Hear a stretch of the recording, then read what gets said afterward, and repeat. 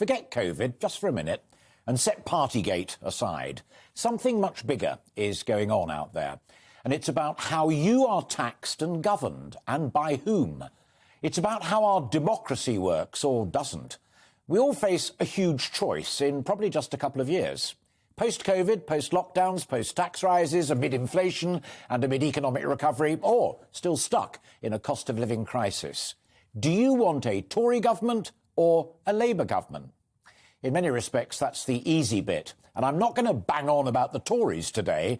The clash for their soul has been underway for some time. And Lord Frost, David Frost, spells out the low-tax, low-spend, freedom-lovers position yet again in today's Daily Telegraph. But I do think we need to talk about the rumblings in the Labour Party under Sir Keir Starmer. Despite everything Boris Johnson stands accused of, Labour are only between 5 and 10% ahead of the Conservatives in the polls. I think that's truly extraordinary.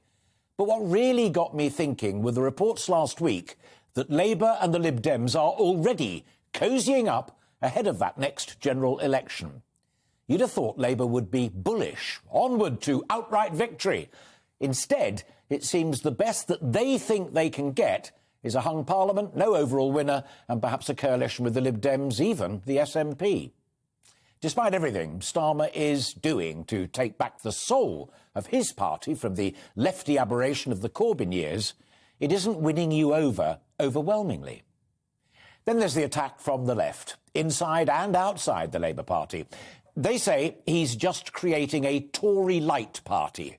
Jeremy Corbyn and Diane Abbott dismissed Keir Starmer as a warmonger for saying that he stood behind the government and Boris Johnson and NATO in supporting Ukraine against Russia, about which you just heard the Prime Minister speaking live in Munich.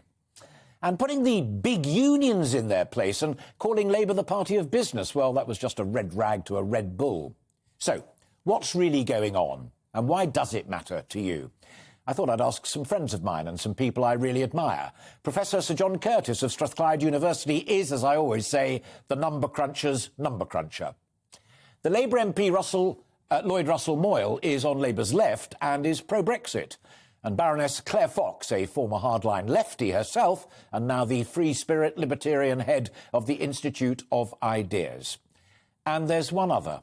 A very old friend of mine. He is the Marmite man of British politics, a former Labour MP, then a Respect MP, and now the leader of the Workers' Party of Britain, George Galloway.